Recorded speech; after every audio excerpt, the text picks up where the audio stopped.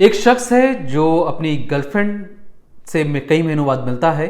लगातार 2 से 3 महीने उनकी बीच ऑनलाइन चैटिंग हो रही थी और लड़का कहता है कि चलो मिलते हैं। लड़की जैसे उसे मिलने पहुंचती है, लड़का कहता है मुझे तुम पसंद नहीं आ रही। वो उसकी प्राइवेट पार्ट पर गोली तक मार देता है। गुस्सा इतना ज़्यादा था, उसे लग रहा था कि जो उससे फेसबुक पर लड़की बात कर रही है ये वो लड़की कैसे हो सकती है। मामला आगे बढ़ा तो उसने एक कैब ड्राइवर को भी मौत के घाट उतार दिया। अब जब पुलिस इन्वेस्टिगेशन करने पहुंची तो पुलिस को समझ नहीं आया कि लड़की और एक लड़की के मर्डर का तुक तो समझ में आ रहा था, कैब ड्राइवर वाला एंगल पुलिस की समझ से परे था। दरअसल क्या थी पूरी वारदात, चलिए आपको समझाता हूं। नमस्कार, मैं हूं दीपक सिंह, आप देख रहे हैं क्राइम तक।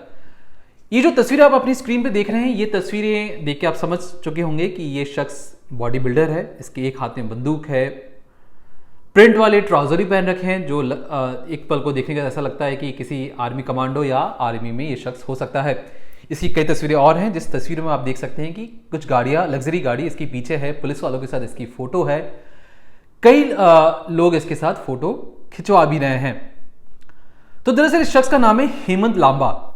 हेमंत लांबा दिल्ली में एक जिम ओनर है, इसकी खुद की एक जिम है और जिम ओनर भी है।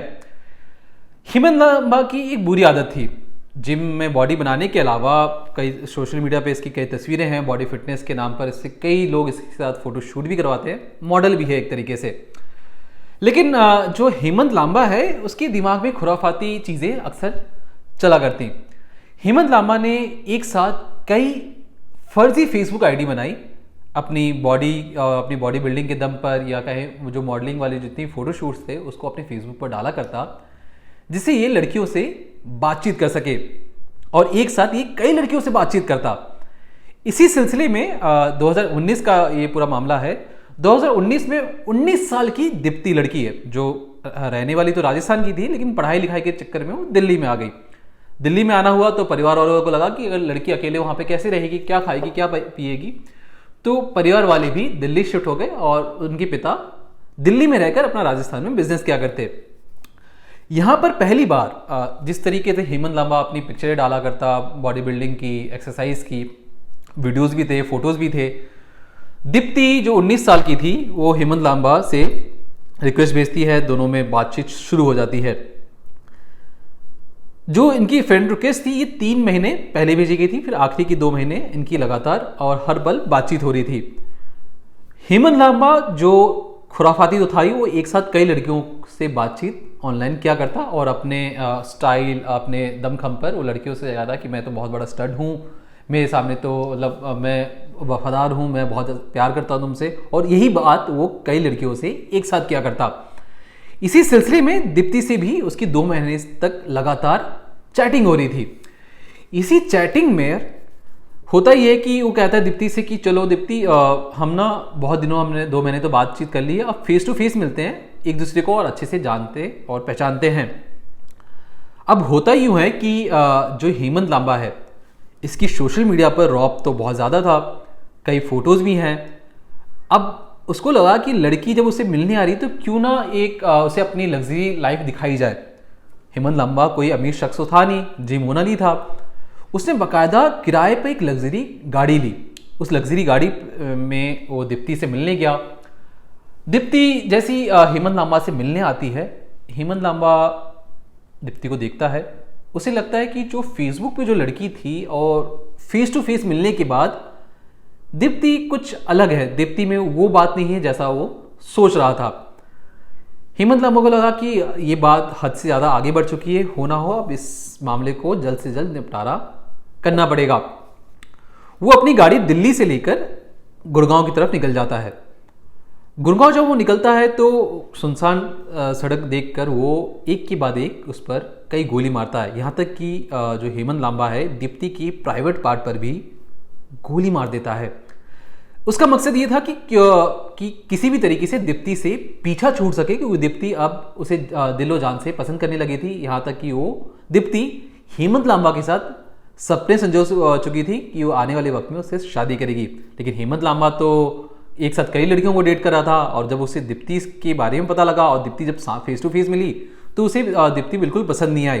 तो उसे यही हेमंत लांबा को यही ठीक लगा कि क्यों ना दीप्ति को ही रास्ते से हटा दिया जाए। अब गुस्सा देखिए इतना कि उसने 4 गोलियां चलाई, 3 गोलियां तो शरीर पे लगी, 1 गोली उसने जानबूझकर उसके प्राइवेट पार्ट में मार दी। अब उसने उस लाश को वहीं गुड़गांव के आसपास एक इलाके में ठिकाने लगाया। अब वो जो कार थी, उस कार को क्या करता है, गुड़गांव में ले जाकर एक इलाके में बेच देता है। गाड़ी बेचता है लेकिन गाड़ी को कटवा देता है, मतलब गाड़ी के छोटे छोटे हिस्से करवाकर उसकी जो पुर्जे थे वो अलग अलग जगह बिकवा देता है। मकसद ये था कि पुलिस को किसी भी तरीके का कोई सबूत ना मिले दीप्ति और हेमंत लांबा के बीच में। उसके बाद हेमंत लांबा क्या करता है, दीप्ति की फोन से एक कैब बुक करता है। कैब कहां के लिए बुक करता है, वो कैब बुक करता है गुड़गांव से जयपुर जाने के लिए। कैब तो उसने बुक कर दी। अब जब वो उस कैब में बैठता है, कैब ड्राइवर जो जितेंद्र है, जिनका नाम, वो जितेंद्र देखते हैं कि हेमंत लांबा पे उन्हें शक होता है। हेमंत लांबा बहुत परेशान था। वो फोन जयपुर के रास्ते से निकल चुके होते हैं। हेमंत लांबा रास्ते में ही फोन बाहर फेंक देता है। हेमंत लांबा को समझ में आ चुका था जो कैब ड्राइवर है, उससे कैब ड्राइवर को उस पर शक हो चुका है कि जिस तरीके से हावा हेमंत लांबा में था, परेशान था, टेंशन में था।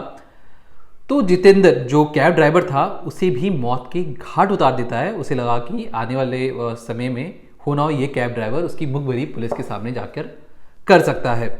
अब इधर ये सारा जो कांड हो रहा था, इस वक्त जो दीप्ति के घर वाले थे वो परेशान हो रहे थे। उन्हें लगा कि अरे उनकी लड़की गई तो गई कहाँ, 19 साल की लड़की है, पढ़ाई लिखाई करने आई थी, कहाँ गई होगी। पुलिस ने जब लोकेशन ट्रेस करने की जब बारी आई तो उन्हें पता लगा कि जो लास्ट लोकेशन है वो गुड़गांव के पास का इलाका दिखा रहा है। पुलिस मौके पर पहुंचती भी है तो उन्हें दीप्ति तो मिल जाती है। एक्टिव लोकेशन उस जगह छानबीन करती है तो एक्टिव लोकेशन की जगह दीप्ति मिल जाती है।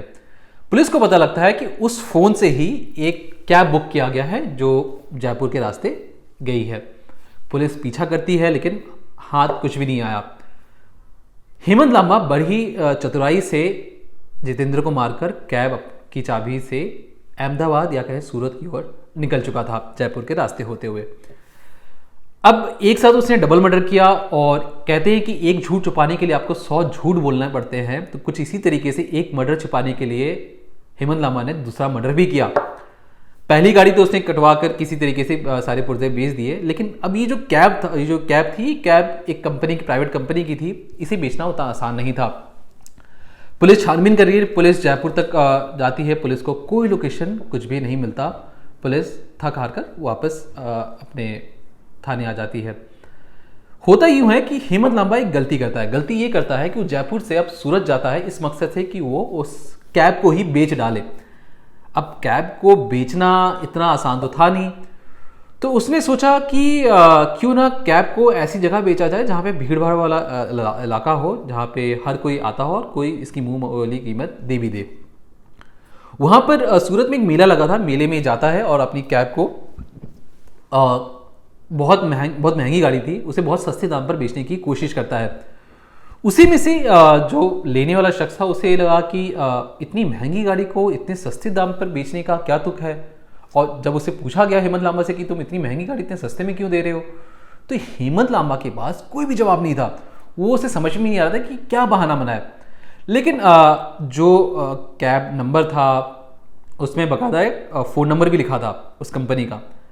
वहाँ बैठा जो शख्स था, उसके शक के आधार पर उस कंपनी को फ़ोन किया। कंपनी को बताया देखिए आपकी अगर ये आपकी कैब है तो ये कैब एक शख्स यहाँ बेचने आया है, क्या ये जेन्युइन है। उस शख्स के इतना फ़ोन करने भर से तुरंत वो जिस प्राइवेट कंपनी की कैब जयपुर में गायब हो गई थी, वो पुलिस थाने फ़ोन करती है हरियाणा के और कहती है कि देखिए हम जिसकी तलाश कर रहे थे वो शख्स सूरत में गाड़ी बेच रहा है, हमारी गाड़ी बेचने की कोशिश कर रहा है। फ़ौरन ही पुलिस आनन फानन में वहाँ पहुँचती है और कार्रवाई शुरू कर देती है।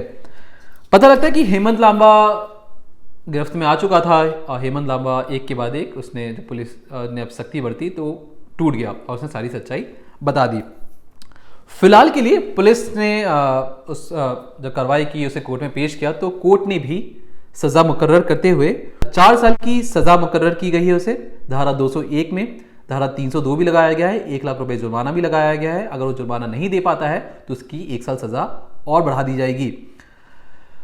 इसमें टोटल 26 अलग अलग गवाहों ने हेमंत लांबा के खिलाफ गवाही भी दी, जिस वजह से उसे ये सज़ा हो पाई।